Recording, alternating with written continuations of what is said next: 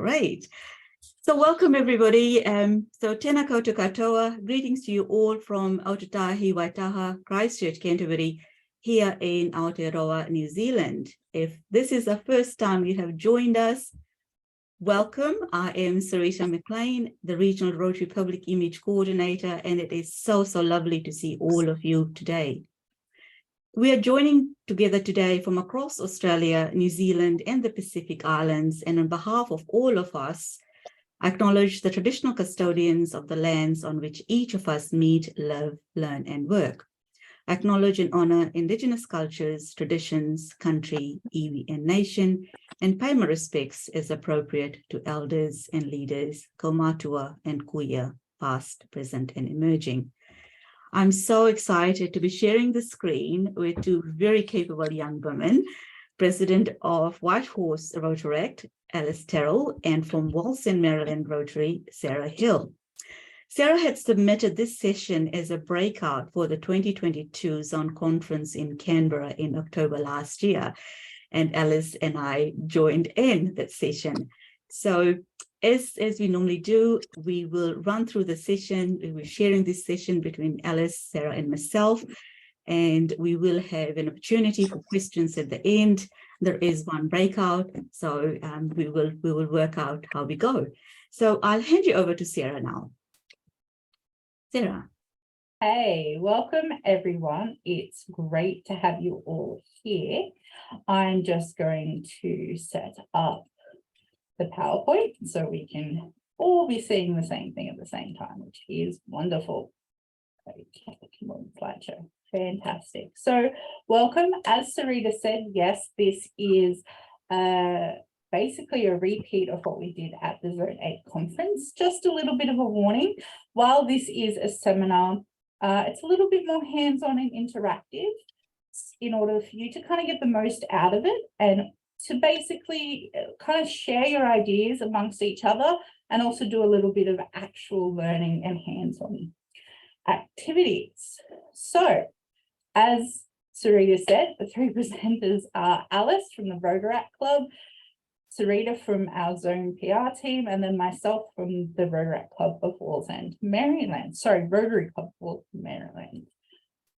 So, behind the curtain, what I'm going to do is I'm going to give you a bit of a snapshot into the Facebook page of Wallsend, Maryland. You may have seen some of our posts. They do tend to go pretty viral, I'd say, in the Rotary sphere of information.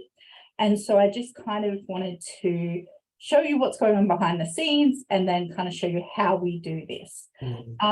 Just to note that we've decided to pick Facebook because it's the most common social media that Rotary has and Rotary uses. But what we're teaching you today and what we're talking about today can be basically copy and pasted over to Instagram and LinkedIn, but we're just not covering that today. And other social media, there's also other ways to go about using some of what we're saying in those spaces. So we just wanted to give you a bit of a heads up on that. So Facebook has these metrics that they kind of talk to us about, but I just kind of want to give you a realistic understanding of what these are. So Rotary page reach is what they say is how many people are going to see what you've posted. That's what's going to pop up in their feeds when you're scrolling through Facebook. Whereas the page visits and the page likes are the actual count of people going to your page or liking a post.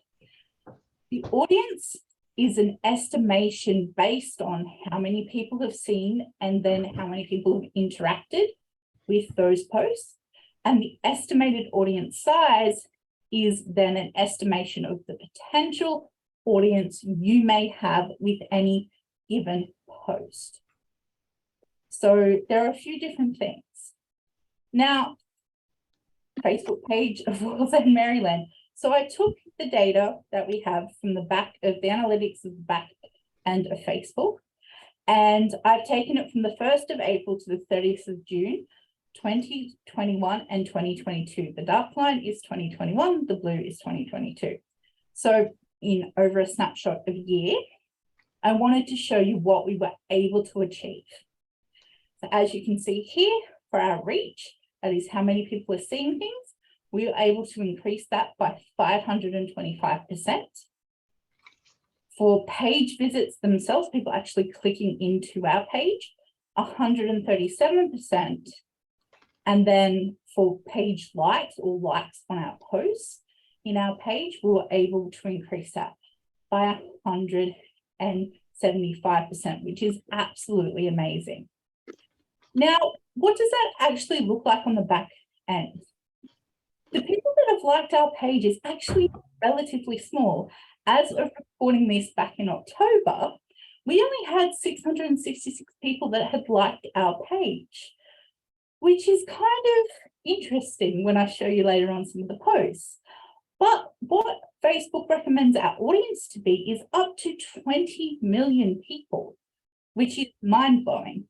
What you're able to do in the back end is search through potential audiences filters. So when we put in English-speaking people and a charity-based cause, we're able to limit that number down significantly, but the potential audience is still very, very high. And even if we take the lowest number of that, it's still 6 million people, which is really amazing, but also quite shocking. We're just a little Rotary Club. We post regularly, but I want to show you what that potential can look like on everyday posts. So we're going to go through some different posts that you may or may not have seen. Sorry. So the different types of posts. This is an awareness post, right? National Science Week here in Australia. And this is what the posts look like in words and image. And our reach, we got over 3,300 reach. Again, we only have 666 people like our page that posts will automatically go out to. Everyone else, it's the algorithm pushing it out to by the different things that we do. And again, reactions, and so people hitting like, people commenting, people clicking through on any links. So this is kind of a post that's more about awareness and advocacy in a Rotary situation. Then we have something that's a little bit different. This was created not on Canva versus the other one, which was a little less, more graphically styled, promoting a neighbour Rotary Club's big fundraiser. But we were still able to get over 2,000 reach. And with that, we were also able to get results and reactions and things larger than we normally would. Again, the image isn't as graphically designed as the other one, but we still were able to get the attention to it. This is a post which is really common in Rotary. Photos of us in action, doing what we do, saying what we've done. Really great thing. This was our Lismore drought appeal, basically shipping stuff up north and saying how much we'd raised, all that kind of stuff. And still we're able to get consistently really good reach. As you can see, this one doesn't have any hashtags or any links. And yeah, it's about half the amount of reach of the last one, which is important to note, but it still gets a lot and considerably more than what the page likes are. And even for something that's even more simpler, it's just a single photo with a little blurb. Because of what we do and the way we market our Facebook, it automatically goes out to more people see it. So even if you're just doing something really simple and the PR person or the Facebook person isn't the one posting it, it's just a member of the club, and they just do something simple, it still goes out to more people. So it's still a really good system to have. But how did we do this? What do we do? It's really 3 simple steps, very simple steps. Community, content, and connections. And that's what it comes down to. It's kind of amazing to think that it is just those 3 things, but it really is. So I'm going to pass you over to Alice now, and she's going to talk to you about community. Fantastic. Thank you. Yes, so I'm here and I'm going to talk to you a little bit about community and just identifying your community.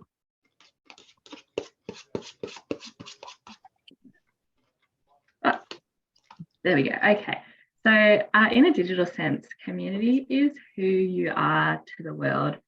It gives you the opportunity to define your club or district or whatever it is you're representing, and how you present to the world, which is a really unique opportunity. And these days, when people are looking into something that they don't know about, the first place they go is Facebook to see and get an idea of what that organisation is doing. So it's really important.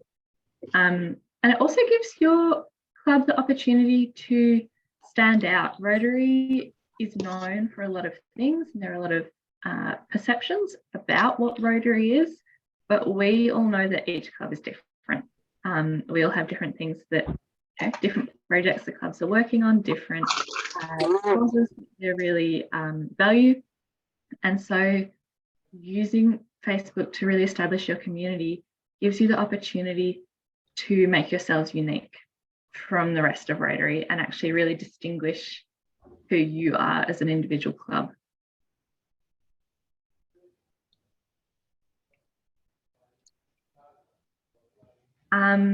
So people use social media generally to connect with other people, generally as like-minded people, and also to learn is the other reason people are online. So your Rotary Club should always be a supportive, welcoming, non-judgmental and non-critical space. That's really important. If it doesn't pass the 4-way test, don't post it, is a general rule there. And it can take time to establish that online community, but start following similar pages, relevant pages, so you can follow, like, comment and share other, it could be other Rotary clubs, it might be other organisations within your area, it might be other causes that you support. Start actually connecting with them, liking their posts, commenting on what they're doing. And that slowly starts to build that community. And then conversely, make sure when you're making posts that you tag any relevant people, pages or groups on your posts. And the reason that that's really important is it makes it easy for them to see. An example of this would be at Christmas time, my club, we went to Kmart and did the wishing tree. So we bought presents and left them under the wishing tree. And we tagged Kmart in that, and they commented and replied. And because of that, because a lot of people follow Kmart, that post got a lot of views. And if we hadn't have tagged Kmart, they wouldn't have known, they would never have commented. So those tags are really important.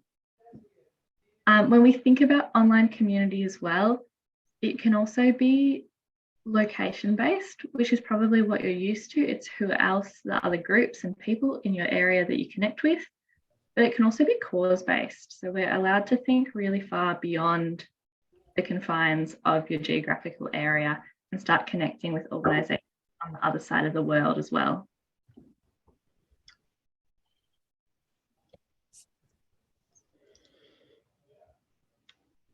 So yeah, it's really important to think beyond the Rotary name as well.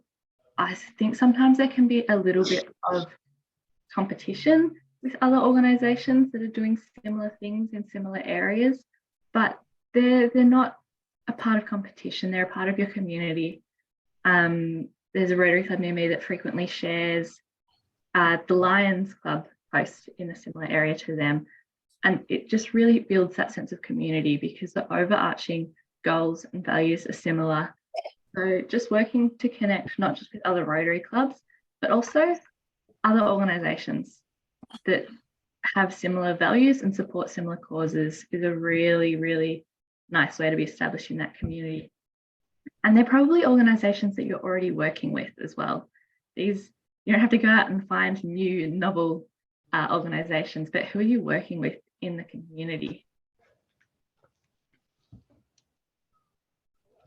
And location, like I said, communities can be location based, and they still are. a lot of the time, but you can also go beyond that. Another thing, thinking about location, is as well as, your tagging and all of that, and I know Sarah's going to talk a little bit more about that sort of thing coming up.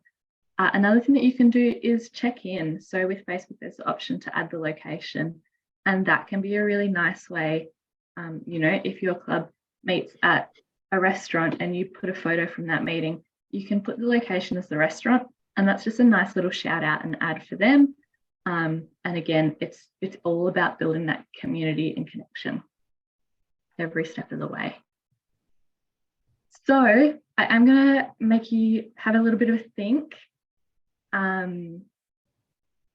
So what I want you to do, and I just want you to start throwing some ideas into the chat, is who in your community are you relating with, working with, supporting, and who's supporting you?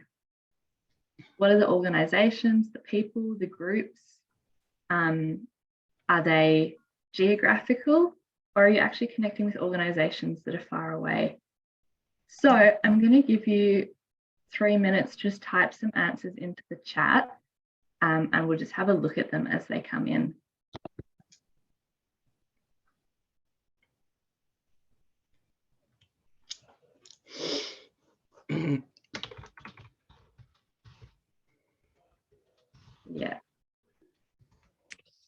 Yeah, local councils are a really big one, Margaret. Misspelling, sorry. That's okay. You are also welcome to unmute and speak as well. Mm-hmm. But yeah, local councils, supermarkets. Yeah, that's really cool. Local schools, yes, schools.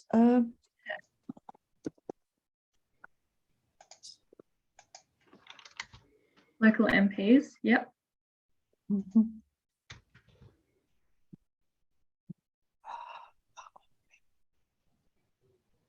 Other Rotary clubs. Mm-hmm. Community notice boards is a really good one to be aware of, or like local community groups, because it means that you're seeing what else is going on in the community. You're less likely to, for example, decide to host an event on the same day that you know that the Lions Club is hosting an event, if you think there's going to be overlap of people that want to attend. So that's a really good thing to be a part of. Mm-hmm.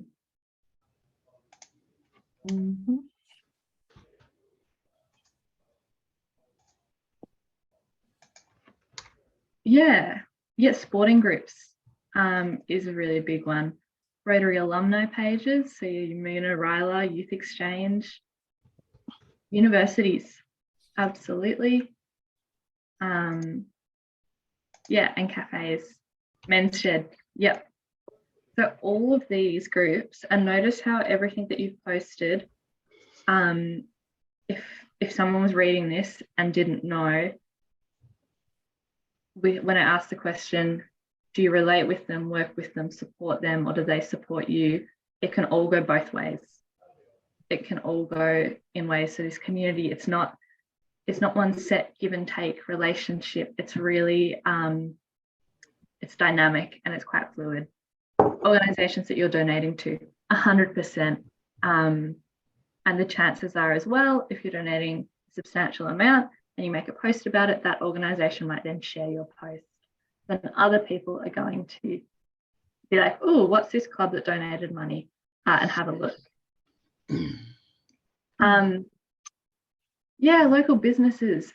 So basically, anywhere that you're going, anyone that you're communicating with, they're going to have a Facebook page, and you want to connect with it and make sure that you're following it, you're liking relevant posts,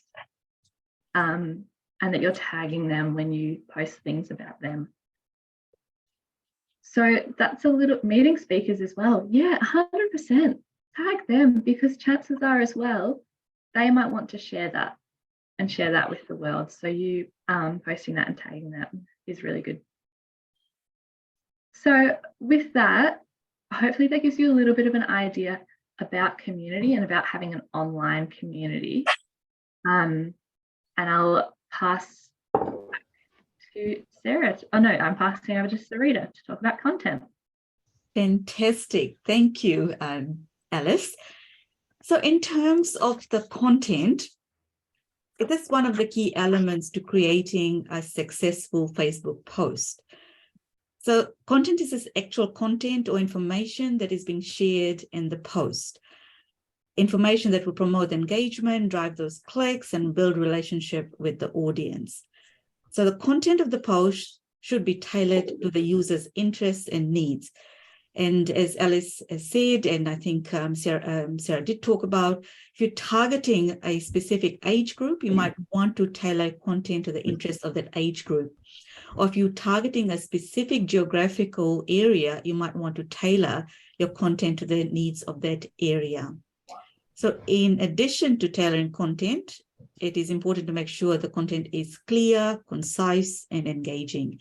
Long, drawn-out posts can be difficult to read and understand. So focusing on those shorter sentences to get your points across quickly and easily. And when creating content, it is important to include visuals. And we're all very, very visual people, so we would certainly want to have that. And so visuals help to draw attention to the post and make it more engaging. And the visuals can include photos, infographics, videos, and other types of media.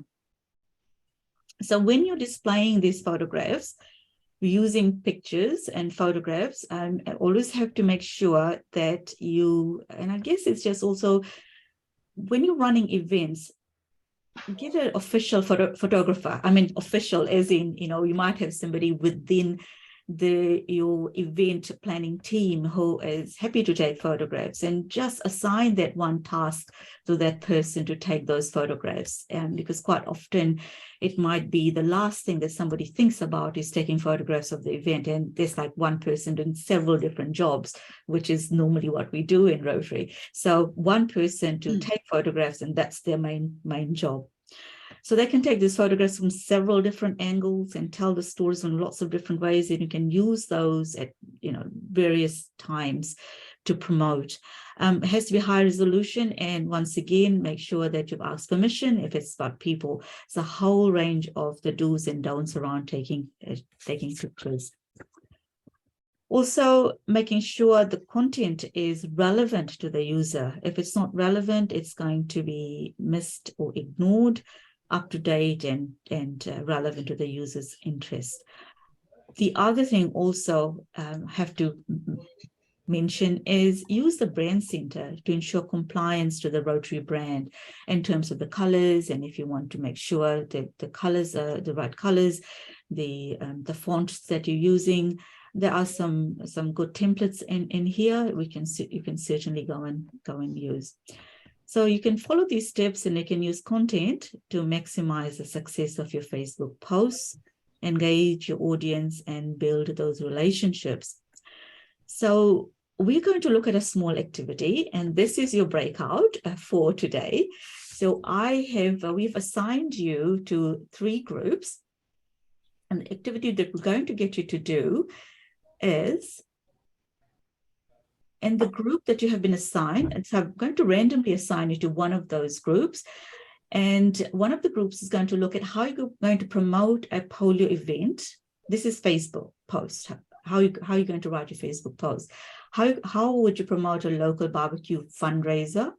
And the third group is how would you promote a district event? So pretty much what we're wanting is that to write a Facebook post to try and promote one of these events. So I've given you 5 minutes to actually get this done.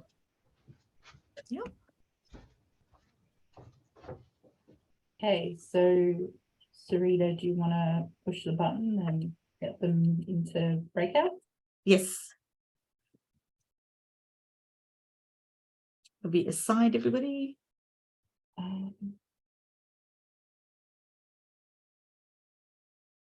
Yep, I think I've assigned it.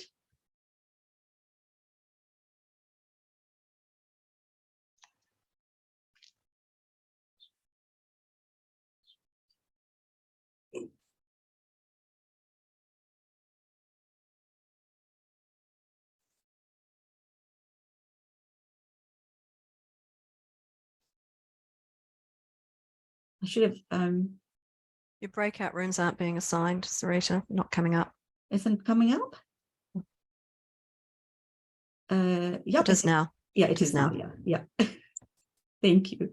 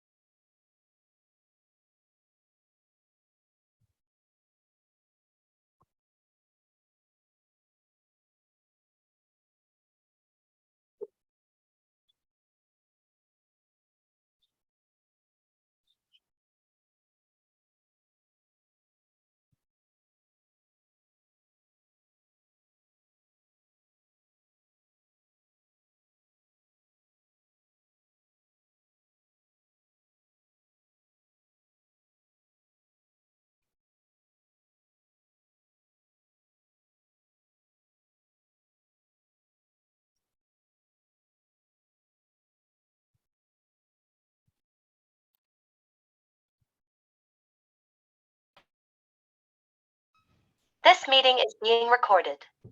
That was Now it. we've gone. We're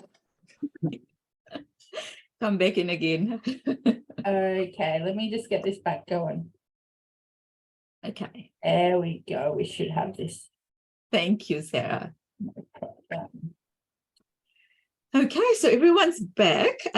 So very quickly, can I please hear back from the group which was promoting that polio event?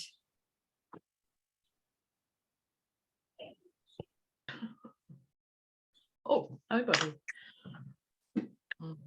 who's going to talk? I suggest Alice might like to facilitate back on that, report back on that. She was overseeing all of it. Okay, thank you, Elaine. I was just listening. I wasn't really contributing though. No, but as a listener, you probably do the best summary.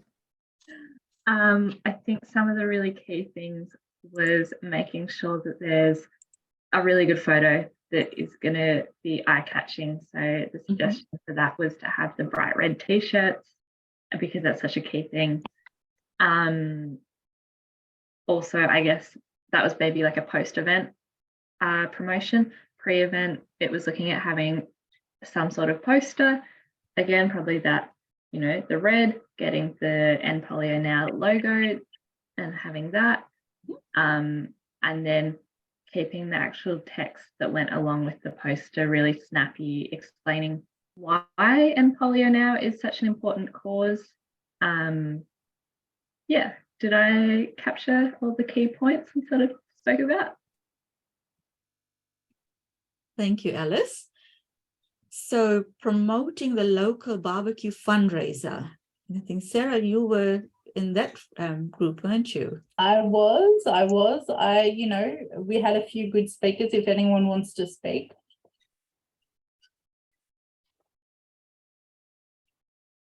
I'll take that as a no.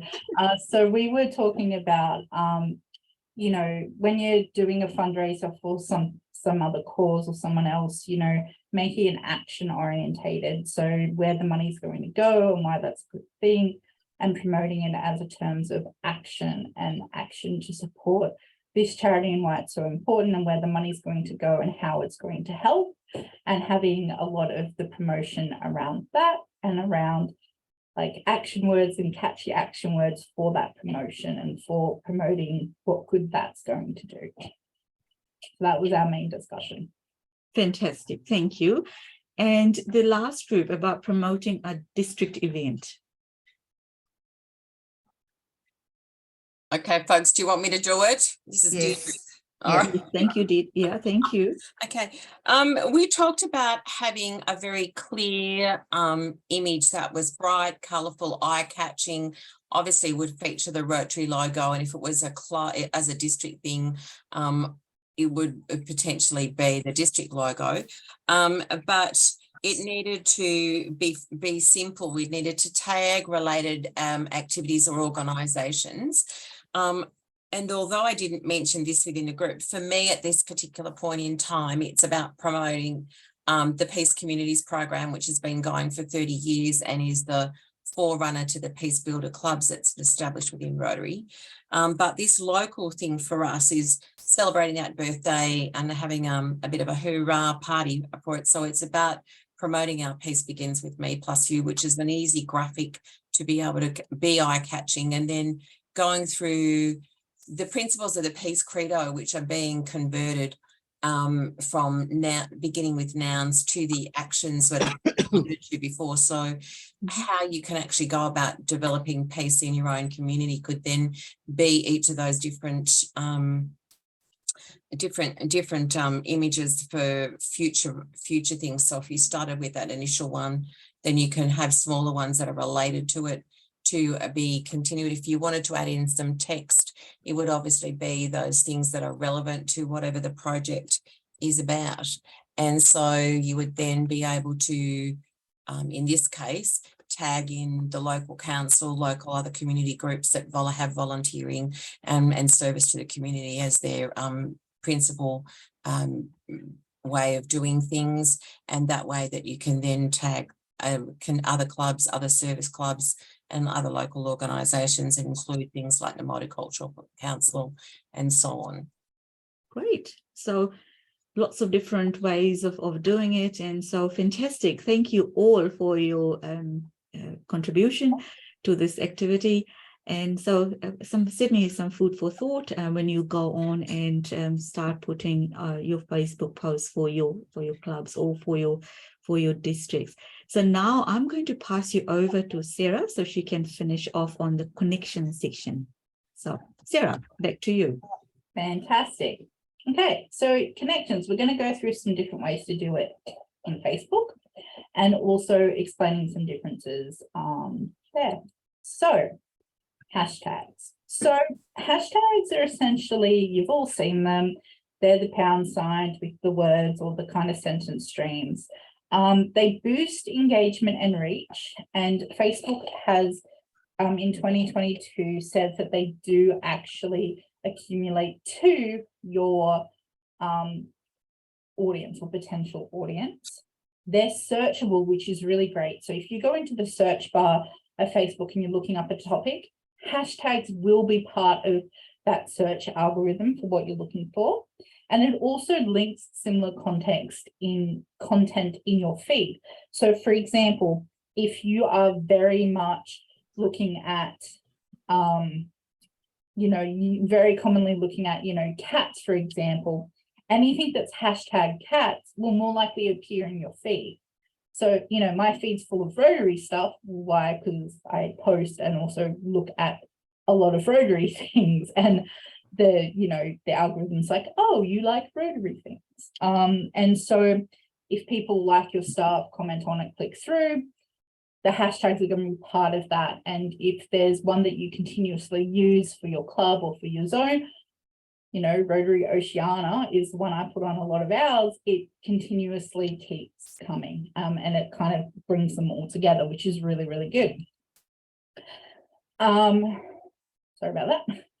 So the next one's mentioning, and what I say atting. Now, technically, atting is the old form of tagging, but I say it's different to tagging, because tagging is you typing them all down at the bottom and just like running through a list to get attention of that place or location, which you can still do and is a valid way to combine things and to combine topics and what you've talked about. But mentioning is much better if it's in the text, if you're putting that person or place within what you're saying in the text of what you're saying.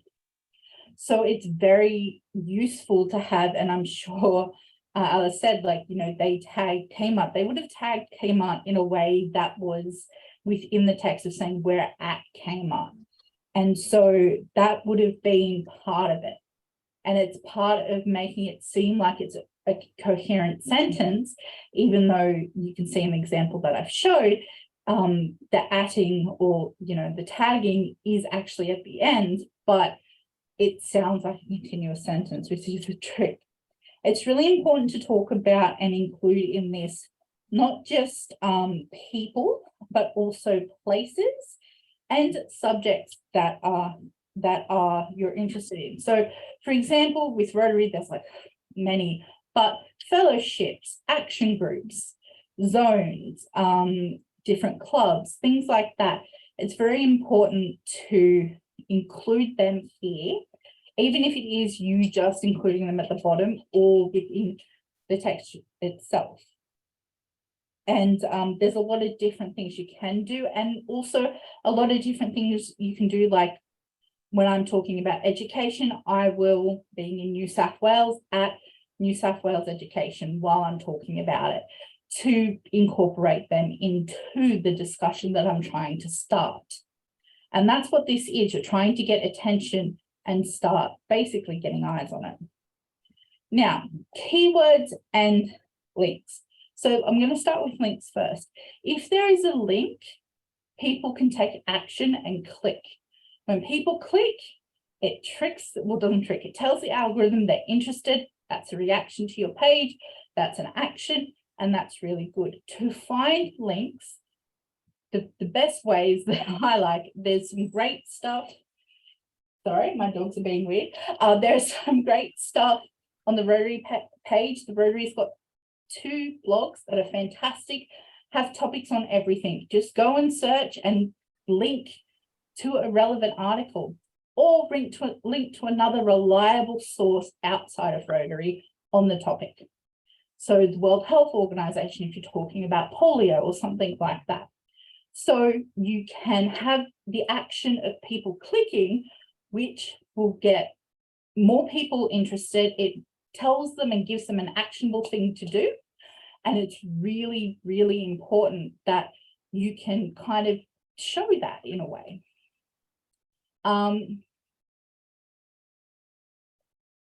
The next thing is finding trending words and topics and knowing how to use them. Now, this is a little bit more difficult, I would say. This is about understanding keywords and how to go look for, sorry, my dogs, how to go look for other relevant keywords. So when we type in Rotary, just so you know, the first keyword that pops up is Rotaract, because Rotaract is more popular with hashtags than Rotary is, which is good on them, but shows you that keywords and hashtags are more popular with, you know, Rotaract than they are with Rotary. And it's really important to use these tools to look for keywords and to also look for trending hashtags that are associated with what you're talking about. Because we may be talking about a campaign for, you know, drought relief, and we may be talking about all these things we're doing, but have we actually looked at what is associated with drought? What other words is associated with that we can bring in and get people, again, get people engaged and start a conversation about our content, about what this is, the story we're saying, and what we want them to be involved in. And so sometimes we want to keep it within the Rotary world, but we also want to add some more interest. And other times we want to make sure that we're staying really loud to the world outside. And when we're doing that, we want to make sure we've got a lot of things connecting it to bring in more and more people. And the easiest way I found to do that is finding connecting keywords and hashtags that really, really help. It's really, really useful. The other good thing is, if you want to know what's the best time to post anything, is Google Trends. It tells you if there's a seasonality time for specific things. You'll be amazed what you'll find. And so what we're going to do now in my activity is we're actually going to have a look at Google Trends. So I'm going to paste a link into the chat, and you can all hit it. And what I want you to do is when you click that link, it's going to take you to the trends page, which is essentially this page. And I just want you to search Rotary International. That's it. search Rotary International, and let's have a discussion about what you see there. What you see, what you thought you would see, and what you actually see. Because I think it might be a little bit different to what you think. If you click the link that I've posted through Trends,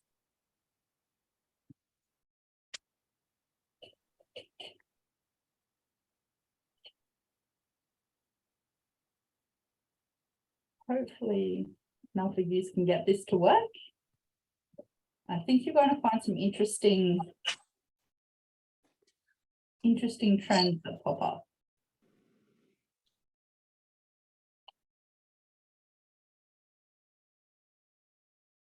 So anyone got it to work?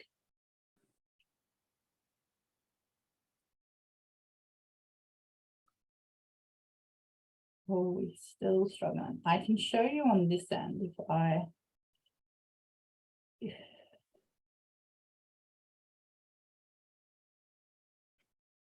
let me show you. So when you go into Google Trends, can everyone see?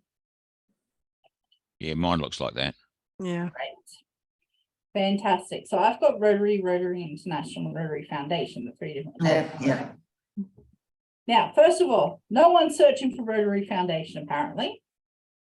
No one knows what it is, and unfortunately, some Rotarians don't know what it is either. So that's telling that our community, the outside community doesn't know, and maybe we don't know either. And then Rotary, of course, is trending higher than Rotary International. Now that makes sense because we use the term Rotary more than we say Rotary International, right?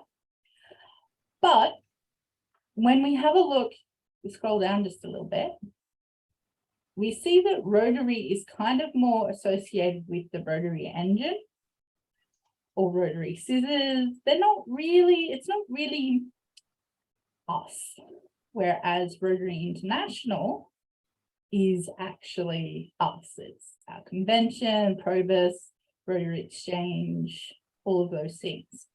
So what is actually more people kind of looking for Rotary International and us and what we do is actually under the Rotary International kind of tab. So if we delete those two and we just look at Rotary International in order to have a look at the trends, you'll see that it's not very flat at all. It kind of amazingly, it like dips right around Christmas, which kind of makes sense, but it also dips in mid-April. There's some very interesting like peaks, like there's a big peak in early March for some reason, a peak in beginning of July, peak around mid-October. There are things you're just like, oh, okay, I'm trying to think like what that is in the Rotary calendar. Not really sure. So it's not necessarily, sometimes like the best time to like really push Rotary, like during Rotary, is going to be March, weirdly enough. Why? Because more people are looking at us. It's one of those things that we can use this to really, really show this is when people are looking at us. Let's kind of put our best foot forward in a way. And we can use this to be a bit more mindful of, you know, I would recommend that if we're putting things up in April, that we put up the cause-based stuff, not the Rotary-based stuff kind of thing. And this is how we make those decisions. This is how we look at these trends and we use them to help us.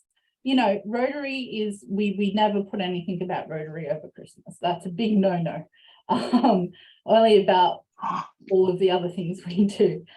So this is one of the tools we use for connection. This is one of the tools we use to make sure we're making the right connection to our communities and putting out the right content at the right time in order to make this work. So I'm going to go back to our slideshow. Just give me a second. And okay.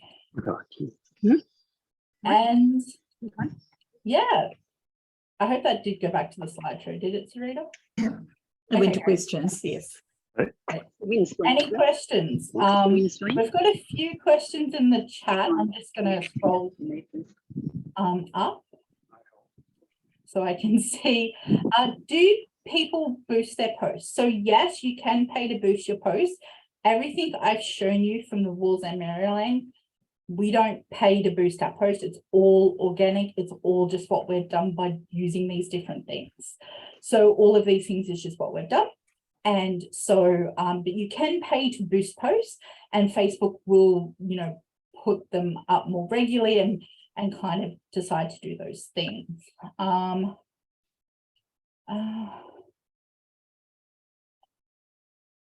March could be learning and development training in pets. That's very possible. And that's probably also conferences are usually between February and March kind of thing. Yes, that's possible. Early registration. Yep, that's definitely a thing. Sarah, I'm going to stop the sharing. Is that all right? Yeah, sure. Okay. It's better. Okay, and then we have a few people, I think, with their hands raised. Or Sarah, I had a question about the tagging, certainly with the use of the ampersand. It drives me mad in Facebook. It seems to be inconsistent sometimes as to actually being able to find an organization or a person when you put the ampersand there to find them, to put them into your text. I've had it sometimes where it'll find it and bring them up, and then other times where it's just, it won't. And I would have found that one before. Do you have any thoughts on that? Really difficult. So I have this trouble too, particularly with government organizations or ones that are Department of Name Change, and you're just like, yo, stop changing your name. So the things I find that make it easier, if you have personally liked the page, or your club's Facebook page has liked the page that you're posting through, they're more likely to come up first. The other thing is I sometimes open up a separate page. I look for the page I'm looking for, and they usually have their @ like it in lowercase or uppercase with all the combinations there. And I sometimes just copy it over because it's easier that way. If you're more generic, kind of trying to find, like sometimes with mental health, I'll do like New South Wales mental health, and I'm trying to look for different people and different providers. I will do that to just kind of see what pops up, and the list can kind of, you can scroll through the list, and that gives you a chance to go, oh yeah, I know who they are, I'm going to add them, or I haven't heard of them, I might have a look. Yeah, they're a good one, I'll add them. So yeah, there's two ways to do that. If you've liked them or followed them, either you or the page you're posting through, it's more likely to pop up. When I'm doing like really big ones, or when I'm sitting down and scheduling a whole week, I will have another Facebook page open, and I will just be doing that to save me frustration, because it is frustrating sometimes. That's kind of the best hints I can give you on that. Thank you. Marilyn has a hand up. Marilyn. Yes, I just wanted to ask about posting posts about club meetings. I guess it's one of my bugbears, and something I'm trying to discourage.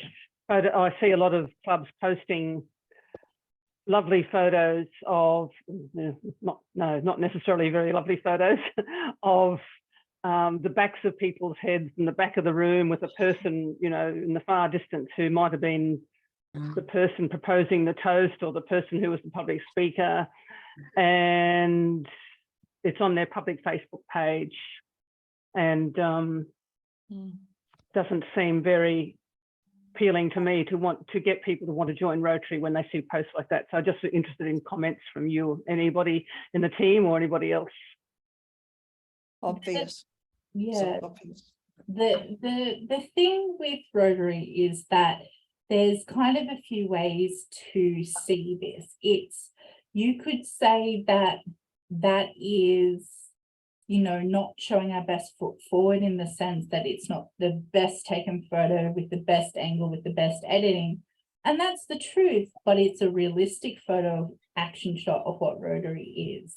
And sometimes those action shots speak 1,000 words. That's showing great fellowship, great interest, great, leadership in the person that's speaking. So perhaps it's about reframing what that photo is actually saying. Our action shots, if we're lucky, we have someone with a good camera and who can frame it really well and knows what they're doing. I do not know what I'm doing when I take photos, but if you give them to me, I can make them look kind of okay in Canva. But I can't take fantastic photos, and some of mine have turned out like that. It happens. Sometimes I'm not fantastic and don't get the lighting or the angle right, but they're realistic action shots of who we are in Rotary. And so sometimes focus on the fellowship, focus on the leadership, focus on the camaraderie that's there in the room, because that's also who we are. And if we shift it in our text and our messaging and what we say, then that's okay. Sometimes we're covered in dirt from planting trees and we do not look nice. The Rotary sign is covered in mud, and because we have been busy doing busy Rotary work out and about. And that's okay. That's because we're being Rotarian, doing the job. I'd rather see photos of people covered in dirt doing something out in the open than Agreed. focusing on meetings. And I guess that was my point, because, how many people generally that are not in Rotary find the whole idea of going to a meeting attractive. So that was, I guess, my point, not so much the quality of the photo, or that can be a key. And I think you can do there are opportunities in some club meetings to take appropriate photos and post appropriate messages, but I think we have to be really careful about emphasizing that we just go to meetings all the time. If I can. Yeah. And I think thank you, Marilyn. I think it's also all of the training comes, when people attend, President-elect attend their training, when the club board members attend, or club members attend the district training. This is where all of the things are talked about. So sometimes they don't attend, and so they miss the opportunity. We've talked about on our sessions here about taking good photographs and the things which they shouldn't, well, the shoulds and shouldn'ts that they should be, doing. So there's a lot of information available. So I guess it's just, we just have to take a deep breath and just go, we'll help you promote it. But sometimes clubs just do not want to listen, just do not want to. And I think we just have to kind of, move on to the clubs who are wanting to listen. And it is frustrating. I do hear you. I really do. So, and that's all we can do, with the time and what we have available, the resources we have available. So, but definitely. And Dawn has said, does it show people of action? If not, there's some questions that you need to ask. If it doesn't, maybe not. But those are the rules that people need to know about. I mean, you and I know about all of this. But the other people, our fellow Rotarians might not be aware of some of these things. So, we can certainly show all of that. I just want to jump in as well. Yeah. And say with a photo of a meeting, it depends what it shows, I think, a lot of the time. If it's showing people sitting there in a meeting, looking bored, maybe it is backs of heads, it's probably not the best to show. But also a lot of the meeting photos that I see looks like a group of friends chatting over a meal. And if that's what your meeting photos look like, I think that's a lovely thing to share, because yes, Rotary is about doing things, but it's also about that camaraderie and that friendship. And I think if you have a photo of a meeting that shows that, I think that's a really beautiful thing to be sharing, and a really lovely thing to share. So I think you'd want to be careful with posting photos of meetings and how often you post them, but I don't think it's a point blank, don't ever share it, because it's a part of what Rotary is. And those friendships that you form in Rotary are a really appealing thing as well. Yeah. They're all in moderation. Well, I guess, if we have one of those ones to 5 of the positive ones, I think I'll be happy with it. But let's just aim for that. Any other questions anyone has? Any comments? Okay, well, as always, so I've got a quick question for you. This is just on the fly. In March, Sarah is very kindly going to run a Facebook 101 session. So it's going to be over 4 nights over the month. And at the moment, we've said it's going to be limited to 15 people. So it's just sort of helping in that space. So is this of interest to you? If it's of interest to all of you, then we will have to look at how do we make it more accessible to more than 15 people. But if there's only 15 people, we just want to take those 15 people through. So if you can't make all of it, if you're not quite sure, then maybe not register. But if this is something you absolutely want to do, then yes, we will. Sarah will run through, the basics of Facebook in March, and I will send the details out when I send out the recording. And equally, I will certainly let you know what our February session is going to be. As always, share this information with your clubs. We'll send out the recording, so most welcome to share it widely within your district Facebook pages or district pages, websites, etc. And if there's any help you need in this public image space, as always, you can ask one of your district public image chair, or you can certainly ask the Zone Public Image team. All of our contact details are on the Rotary Zone 8 website, and it's also on Rotary on the Move on the monthly basis we get. So for February, we will have Assistant Rotary Public Image Coordinator Daryl Isapi and our Public Image Advisor Liz Courtney talking about public image and diversity, equity, and inclusion in Rotary. So keep an eye out on that one. And for March, we are working out a session for March, and April is when we look at the whole team, and so many presentations. So that's sort of going to be sort of the sessions coming up for this year. As always, will be on the Sunday, and we will look at the timing as well. And I do apologize, the time difference seems to be, daylight saving seems to create so much hassle for everybody. So make it simple. I'll use New Zealand time. So if it says, wherever it says, please convert back to your time, Australian is standard daylight savings time or standard time, but I will just keep it to New Zealand time because that's what Facebook asks me to do, and that's what I do. So just if we could just use that as a standard and we can work our way through, that will be awesome.